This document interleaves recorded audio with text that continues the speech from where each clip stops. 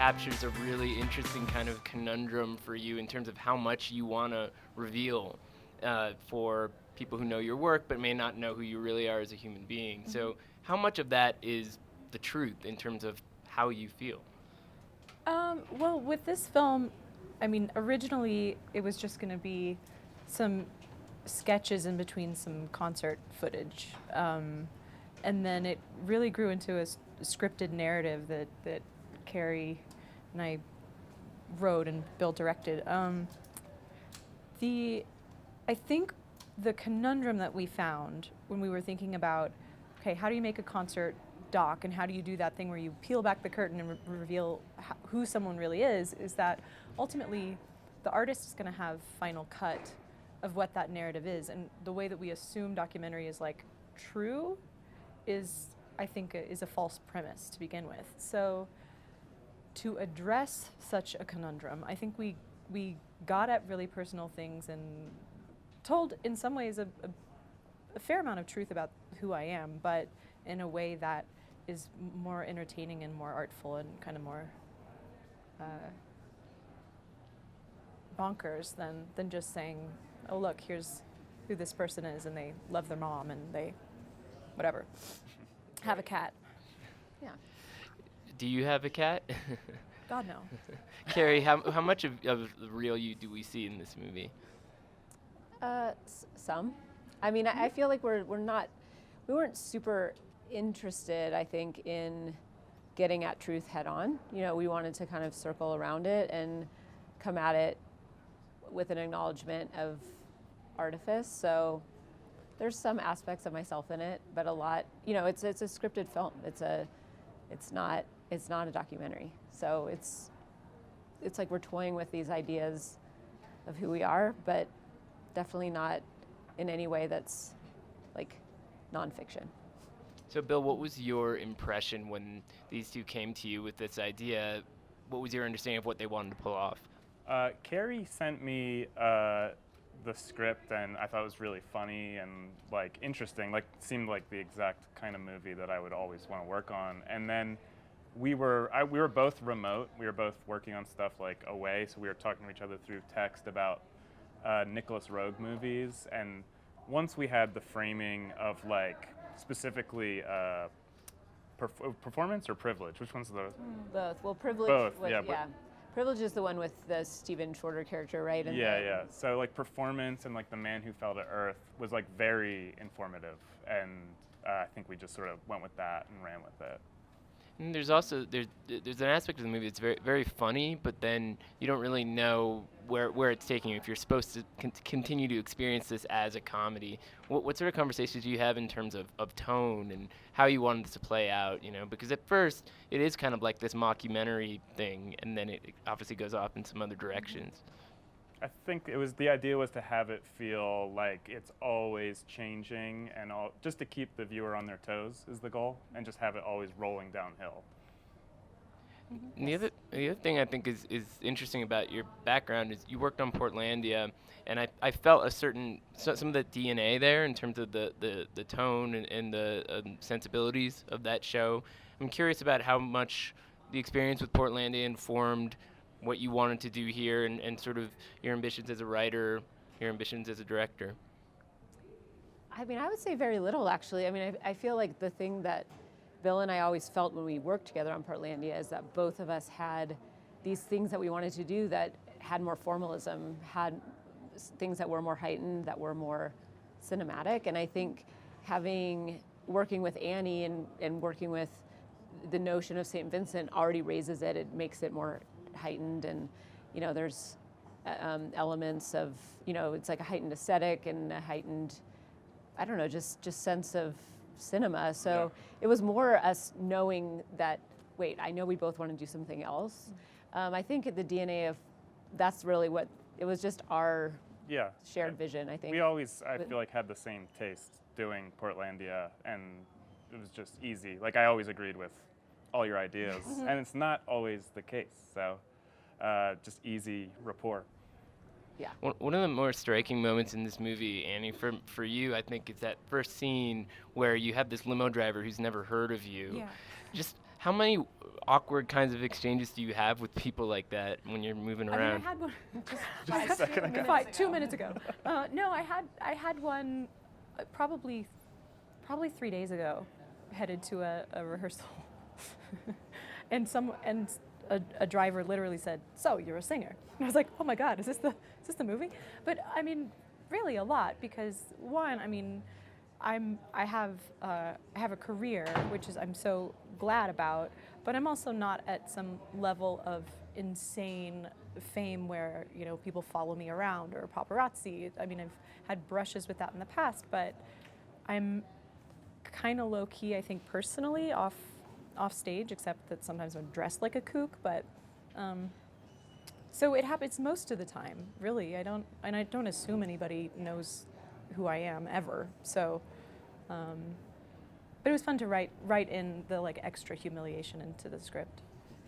Well, what about the sort of general kind of weirdness of being on the road? I mean, what sort of insights do you get into the challenges of working as a musician as opposed to just, you know, going off into your little room and making art?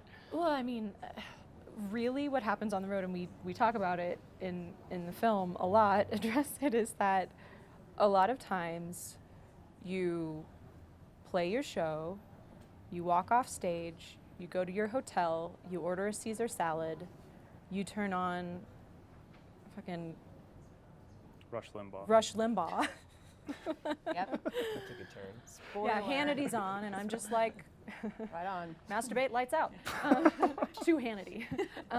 No, you just like it's mundane, is what I'm saying, and you're just like hanging out till showtime. Maybe you work out. Mm-hmm. You're lucky if you read a book or like listen to a podcast or like call your mom. So that wasn't. We wanted to address that conundrum, which is that the thing that you do in front of lights and lots of people and that is heightened is accompanied by something that is very quotidian. Is that how you say it? Yeah, and mundane. And mundane. Monotonous. You guys did this great series a little while ago about what it's like to be constantly asked what it's like to be a woman in music. I'm not going to ask you that question, but I am curious about the impulses behind doing something like that and sort of what you make of the conversation surrounding inclusivity in the music industry, given that it's something that's being talked about all across the entertainment business now. I mean, I think something actually that we talk about more than that or adjacent to that is this idea, this premium on likability and relatability, and contrasting that with, you know, when one gets on stage, you're supposed to be outside yourself and there's this mythology and it's supposed to be very mysterious, but then you're also supposed to be very human and let everyone know about your domestic situation and your beauty routine. Share recipes. Yeah, you know, it's just like, it's very, this ordinary like person that is also larger than life, and like, why do we have to do either? Why do we have to be likable? So I think that was kind of in the DNA of this film, is just like, because I feel like felt like a lot of documentaries, music documentaries, tried to expose that. Like, I'm just a regular person. Don't worry, I'm just like you. It's like, we wouldn't even like this person if they were just like us. And we don't want them to be just like us. It takes a crazy person to go up on stage. It's a crazy act. Yeah, like It's like, no, this is everyone who does this job is crazy on some level. So why do we need it to be both? Mm-hmm. Although I am really nice and really relatable in real life, really down to earth. And I'm not, so it's fine. Balances off. Yeah. One of the things at IndieWire we really like to celebrate is craftspeople, various kinds of below-the-line figures who don't always get the credit they deserve. And I'm curious, for all of you, who do you swear by in that respect? Who are the people who are kind of the unsung heroes that help you kind of put together the art that you put together? Oh gosh, there's so many. Yeah, Well, I mean, yeah. Our editor. Yeah. Editing is like insanely important to me, and Ali Greer, our editor, really gave us every possible version of this movie. Mm-hmm. Of which there were many. Yeah, I mean, we had 40 different cuts of the movie that could have existed, because especially, you know, in the second half, it sort of becomes a little more dreamy. And so she really gave us, Yeah. she put a lot of work in. And Minka Farthing Cole, the Yeah. DP, was amazing. Yeah, he's the best. He just made everything look really beautiful. And you guys had so many decisions to make because the film is so layered and kind of meta that you really had to differentiate between which point of view it was in order for the audience to not just be like, what the fuck? Yeah. And our production designer, Grace Ailey, like, she's, you know, you create this world, you put something on a page, and then all of a sudden, there it is. And, you know, and it's not just a one-to-one, oh, I read it and it's a literal thing. Like, they're bringing ideas and, like, raising the bar and, you know, creating the worlds in which we play and perform. So, they're all filmmakers. I worked with a gaffer once, or like a key grip, who referred to himself as a filmmaker. It's like, this is why I'm a filmmaker. And I was like, that is exactly the way to think about it, is everyone working on a movie is a filmmaker. They're making the film. It's the ultimate team sport, filmmaking. Yeah. It's crazy And how many people it takes. For sure. And it was a labor of love, I think. I mean, that's such a cliche thing to say, but it was a small crew and everyone really hungry and eager, and we loved It was really fun. It really was. So this is like bonus. Yeah, it is kind of bonus, for sure. Yeah. So you have this great new song in the movie. Is it tied to some other kind of larger project? Is it going to be on an album, or what's the situation there? I mean, I'll figure out at some point how to release it. I did the score for the film and then wrote original songs for it as well. Carrie and I wrote the theme song as well as a couple other songs. So we'll see. Are you back to the studio soon? You got Oh another yeah, album I'm always in the studio.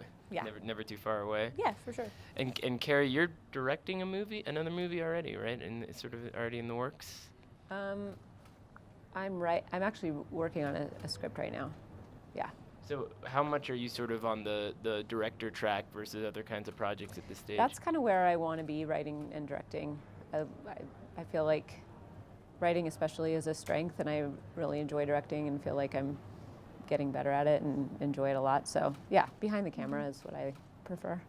And just to come back to the Portlandia side of it again, what's it like to have that show behind you, having spent so much time working on it for such an extensive period of time? I mean, I think when something like that ends, it's very bittersweet, but when you survey the landscape and think of having a show that was on the air for 8 seasons, and except for the first season was nominated for an Emmy every year, there's a surreality to it and just a real sense of privilege that we were even able to do it, and that ostensibly a pretty small show on a channel that a lot of people don't watch, like found an audience. And now that it's on Netflix, I think it feels it's actually is released now. It's in release now, And I think in terms of like the environment and culture right now, there's more people that are turning to absurdism as a way of just understanding the world and needing escape, and so I'm very proud of it. I think it's been a nice basis from which to set forth and do other things. And how do you feel about the TV versus film side of things?